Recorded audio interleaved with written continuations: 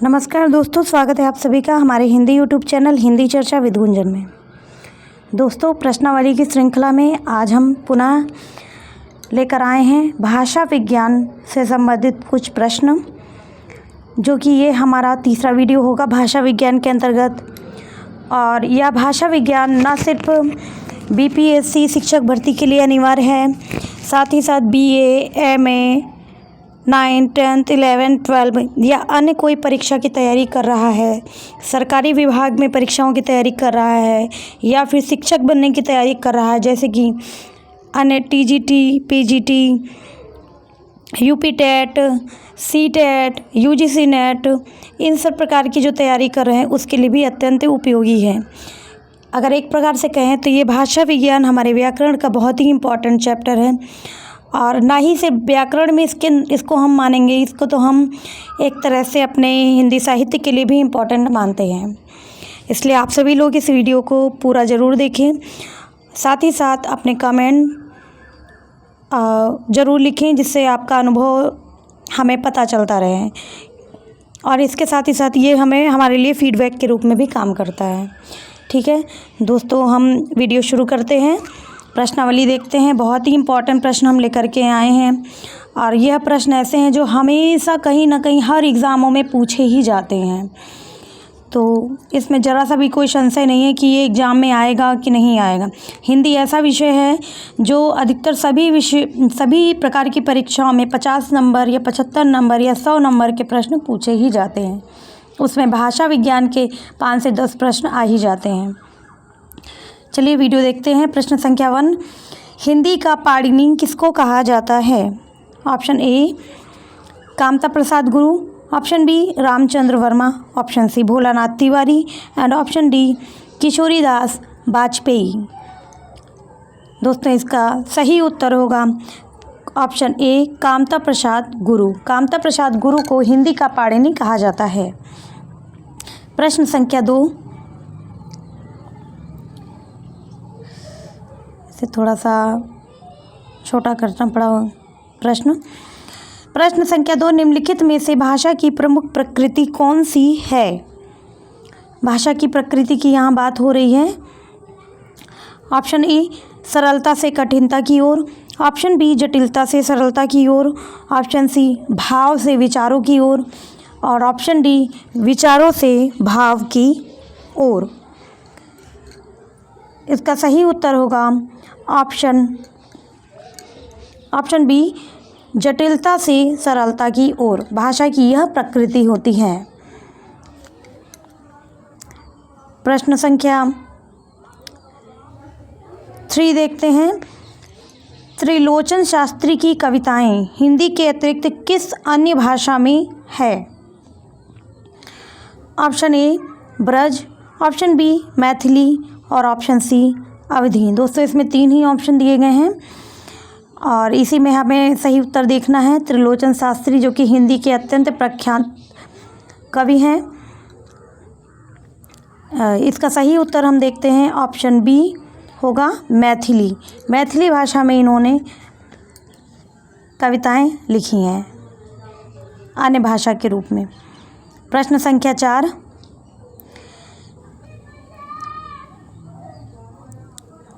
अवधी बघेली बोली का संबंध किस उपभाषा से है? Option A Purvi Hindi, option B Bihari, option C Paschimi Hindi. दोस्तों, इसका सही उत्तर है, यहाँ अवधी बघेली बोली का संबंध की बात हो रही है और इसका सही उत्तर है ऑप्शन ए पूर्वी हिंदी। बघेली छत्तीसगढ़ के क्षेत्र में लगभग बोली जाती है। प्रश्न संख्या 5, उकार बहुला बोली मानी जाती है। Option A Awadhi, option B Bhojpuri, option C Bagheli और ऑप्शन डी छत्तीसगढ़ी। इसका सही उत्तर होगा ऑप्शन डी छत्तीसगढ़ी।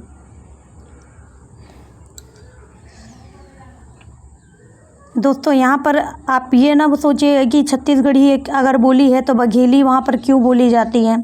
कुछ क्षेत्र ऐसे होते हैं जहाँ पर पूर्ण रूप से छत्तीसगढ़ी बोली जाती है, कुछ क्षेत्र ऐसे हैं जहाँ पे बघेली भी बोली जाती है। आप इधर मिर्ज़ापुर रीवा के क्षेत्र में, मध्य प्रदेश के कुछ क्षेत्र में बघेली बोली जाती है। साथ ही साथ छत्तीसगढ़ का भी कुछ क्षेत्र ऐसा है जहाँ पर बघेली बोली जाती है। बाकी छत्तीसगढ़ में छत्तीसगढ़ी तो बोली ही जाती है। जिस प्रकार से जौनपुर ज़िले में अवधी और भोजपुरी दोनों बोली जाती हैं। आधे क्षेत्र में अवधी होती है और आधे क्षेत्र में भोजपुरी बोली जाती है। ठीक है। प्रश्न संख्या 5, ताले के पानी पताले गए, बेटी पुरैन गई कुम्हलाए हो, गंगा जमुना बिच रेती परतु है, कैसे के रचऊँ बियाह रे। या विवाह गीत एक प्रकार से है। यहाँ पर हमें भाषा देखनी है कि किस भाषा में यह गीत है। Option A Awadhi, option B Braj, option C Bhojpuri और ऑप्शन डी कन्नौजी। दोस्तों इसका सही उत्तर होगा ऑप्शन ए अवधी। प्रश्न संख्या 7, किसी सीमित क्षेत्र में बोली जाने वाली स्थानीय भाषा को क्या कहते हैं। ऑप्शन ए राष्ट्रीय भाषा, ऑप्शन बी राजभाषा, ऑप्शन सी बोली और ऑप्शन डी उपभाषा। तो दोस्तों यहाँ सही उत्तर होगा ऑप्शन सी बोली। बोली जो है एक सीमित क्षेत्र में स्थानीय भाषा के रूप में बोली जाती है। प्रश्न संख्या 8, आधुनिक भारतीय आर्य भाषाओं के उदय के पूर्व आर्य भाषा का कौन सा रूप विद्यमान था। Option A Sanskrit, option B Pali, option C Prakrit और ऑप्शन डी अपभ्रंश। दोस्तों इसका सही उत्तर होगा ऑप्शन डी अपभ्रंश। प्रश्न संख्या 9, निम्नलिखित में से कौन भाषा वैज्ञानिक नहीं है। Option A Suniti Kumar Chatterji, option B Dhirendra Verma, option C Bholanath Tiwari और ऑप्शन डी जयशंकर प्रसाद। यहाँ सही उत्तर होगा, यहाँ नहीं की बात हो रही है, ध्यान दीजिएगा। इसका सही उत्तर होगा ऑप्शन डी जयशंकर प्रसाद। यह एक प्रख्यात नाटककार और कवि हैं। प्रश्न संख्या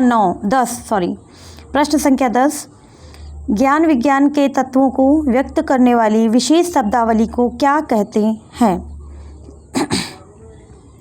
ऑप्शन ए सामान्य शब्दावली, ऑप्शन बी साहित्यिक शब्दावली, ऑप्शन सी बोलचाल की शब्दावली और ऑप्शन डी पारिभाषिक शब्दावली। प्रश्न ध्यान से देखिएगा। ज्ञान विज्ञान के तत्वों को व्यक्त करने वाली विशेष शब्दावली को क्या कहते हैं। दोस्तों इसका सही उत्तर होगा ऑप्शन डी पारिभाषिक शब्दावली। दोस्तों वीडियो कैसा लगा है कमेंट बॉक्स में ज़रूर बताइएगा और वीडियो को ज़्यादा से ज़्यादा शेयर करने का प्रयास करें, जिससे हमें भी आगे कुछ करने की और अच्छा करने की प्रेरणा मिले। साथ ही साथ अगर आप लोग वीडियो किसी विशेष स्तर से देखना चाह रहे हैं तो आपको बताते चलें, बीपीएससी के जो प्राथमिक में सेकंड पेपर है, फर्स्ट पेपर का सेकंड पार्ट जो है, जो कि भाषा का है 75 अंक का, उसके लिए तो अनिवार्य है ही है। अगर ये माध्यमिक, उच्च माध्यमिक अथवा जूनियर के में भाषा शिक्षक बनना चाहते हैं हिंदी विषय के लिए, तो भी बहुत महत्वपूर्ण प्रश्नावली है। साथ ही साथ जो बीएड एंट्रेंस की तैयारी कर रहे हैं उनके लिए भी अत्यंत महत्वपूर्ण है। इसलिए दोस्तों वीडियो को ज़्यादा से ज़्यादा शेयर करने का प्रयास करें, ताकि जिन्हें लाभ चाहिए उन तक पहुंच सके ये बात। प्रश्न संख्या 11 की ओर बढ़ते हैं। पारिभाषिक शब्दावली किसके लिए है। ऑप्शन ए छात्रों के लिए, ऑप्शन बी जनसाधारण के लिए, ऑप्शन सी ज्ञान की किसी एक शाखा के जिज्ञासु के लिए और ऑप्शन डी बहुसंख्यक व्यक्तियों के लिए। दोस्तों इसका सही उत्तर होगा ऑप्शन सी ज्ञान की किसी एक शाखा के जिज्ञासु के लिए। प्रश्न संख्या 12, पारिभाषिक शब्दावली का निर्धारण कौन करता है? ऑप्शन ए भाषा वैज्ञानिक, ऑप्शन बी राष्ट्रपति, ऑप्शन सी कवि व साहित्यकार और ऑप्शन डी समाज। इसका सही उत्तर होगा दोस्तों भाषा वैज्ञानिक। भाषा वैज्ञानिक पारिभाषिक शब्दावली का निर्धारण करता है। प्रश्न संख्या 13, वैज्ञानिक शैली का तात्पर्य किस शैली से है? ऑप्शन ए अलंकारिक शैली, ऑप्शन बी वस्तुनिष्ठ शैली, ऑप्शन सी समाज शैली और ऑप्शन डी लाक्षणिक शैली। दोस्तों इसका सही उत्तर होगा ऑप्शन बी वस्तुनिष्ठ शैली। प्रश्न संख्या 14, पाली भाषा के सर्वप्रथम वैयाकरण कौन है? Option A Katyayana, option B Patanjali, option C Panini और ऑप्शन डी हेमचंद। वैयाकरण का मतलब होता है जो व्याकरण का ज्ञाता हो। ठीक है, तो यहाँ हमें पाली भाषा के सर्वप्रथम पहले व्याकरण जो व्याकरण है उनके बारे में बताना है। ऑप्शन आप लोगों ने देख लिया है। इसका सही उत्तर होगा ऑप्शन ए कात्यायन। ये पाली भाषा के सर्वप्रथम व्याकरण रहे हैं। प्रश्न संख्या 15, हिंदी साहित्य के मध्यकाल में ब्रज भाषा का साहित्यिक भाषा के रूप में विकास इस कारण हुआ। ऑप्शन ए ब्रज क्षेत्र की उस समय शासन सत्ता का एकमात्र केंद्र था। ऑप्शन बी उस समय की सभी भाषाओं से ब्रज भाषा ही सबसे अधिक संबद्ध थी। ऑप्शन सी ब्रजेतर क्षेत्र के भाषा भाषियों ने भी इसे अपने सृजन का माध्यम बनाया और ऑप्शन डी ब्रज भाषा भाषी व्यापार करते हुए पूरे देश में फैल गए थे। इसका सही उत्तर होगा दोस्तों ऑप्शन सी ब्रजेतर क्षेत्र के भाषा भाषियों ने भी इसे अपने सृजन का माध्यम बनाया। दोस्तों आप जानते हैं ब्रज भाषा पर अत्यंत महान रचनाकर्म हुआ है जिसमें नंददास सूरदास जी प्रमुख रहे हैं। वल्लभाचार्य विट्ठलनाथ आदि बहुत सारे कवि संत मुनि रहे हैं जो कि सगुण रूप में कृष्ण की उपासना करते थे। यहाँ पर ब्रज भाषा के साहित्यिक भाषा के रूप में विकास की बात बताई है क्योंकि ब्रज क्षेत्र के अतिरिक्त लोगों ने भी कृष्ण की उपासना की और कृष्ण पर रचनाएं रची जो कि ब्रज भाषा में ही रची गई थी। आपको बताते चलें यहाँ पर एक और जानकारी, तुलसीदास जी जो कि अवधि में इन्होंने रामचरितमानस लिखी है, परंतु इन्होंने भी ब्रज भाषा में बहुत सारी अपनी रचनाएं लिखी जिसमें विनय पत्रिका प्रमुख है। ठीक है, चलिए आगे प्रश्न की ओर बढ़ते हैं। प्रश्न संख्या 16, खड़ी बोली गद्य के विकास का मूल आधार क्या बना? ऑप्शन ए इसका कोलकाता तक फैल जाना, option B Fort William college के पाठ्यक्रम में सम्मिलित कर लिया जाना, ऑप्शन सी हिंदी रचनाकारों द्वारा पद्य में इसका प्रयोग कम कर देना और ऑप्शन डी खड़ी बोली का व्याकरण का मानकीकरण हो जाना। दोस्तों इसका सही उत्तर होगा खड़ी बोली का व्याकरण का मानकीकरण हो जाना जो खड़ी बोली गद्य के विकास का मूल आधार बना।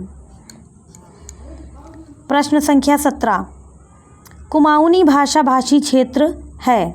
Option A Jammu Kashmir Himachal Pradesh, option B Ranikhet Nainital और ऑप्शन सी कुरुक्षेत्र अम्बाला हिसार और option D Lakhimpur Kheri Pilibhit Shahjahanpur.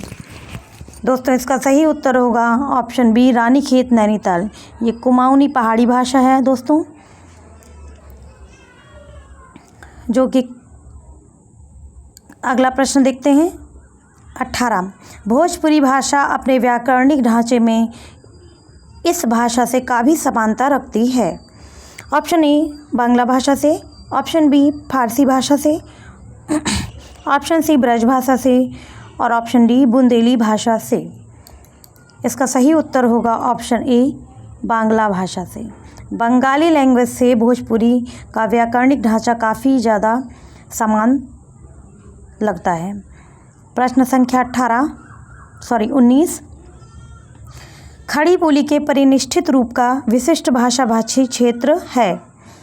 Option A Meerut Bulandshahr Khurja, option B Rohtak Gurgaon Faridabad, option C Panipat Kurukshetra Ambala और ऑप्शन डी इसमें से कोई नहीं। इसका सही उत्तर होगा दोस्तों ऑप्शन ए मेरठ बुलंदशहर खुर्जा। और आपको यहाँ बताते चलें, मेरठ बुलंदशहर खुर्जा यह क्षेत्र खड़ी बोली का एक तरह से मानक क्षेत्र भी माना जाता है। ठीक है, मानक क्षेत्र है ये। ठीक है, प्रश्न संख्या 20 की ओर बढ़ते हैं। अवधी भाषा की शब्दावली है। ऑप्शन ए तत्सम बहुला, ऑप्शन बी देशज बहुला या बहुला है, वहाँ बहुला मान के चलिएगा इसको। ठीक है, और तद्भव बंगला, यहाँ पर भी थोड़ा ये रॉन्ग है, यहाँ पर भी बहुला होना चाहिए। विदेशी शब्द बहुला, तो इसका सही उत्तर होगा दोस्तों ऑप्शन सी तद्भव बहुला। अवधी भाषा, अगर आप रामचरितमानस पढ़े हैं तो आप देखेंगे कि बहुत सारे जो शब्दों का प्रयोग तुलसीदास जी ने किया है वो तद्भव शब्दों का प्रयोग अधिक किया है। इस प्रकार से अवधी भाषा की जो शब्दावली है वो तद्भव बहुला है। दोस्तों वीडियो कैसा लगा ज़रूर बताएंगे और वीडियो को ज़्यादा से ज़्यादा शेयर करने का प्रयास करें। यदि आप हमारे चैनल पर नए हैं तो चैनल को सब्सक्राइब ज़रूर कर लें और ऑल बटन दबाकर चैनल को नोटिफिकेशन ऑन कर लीजिएगा, जिससे आपको वीडियो जल्दी से जल्दी प्राप्त हो सके। पूरा वीडियो देखने के लिए धन्यवाद।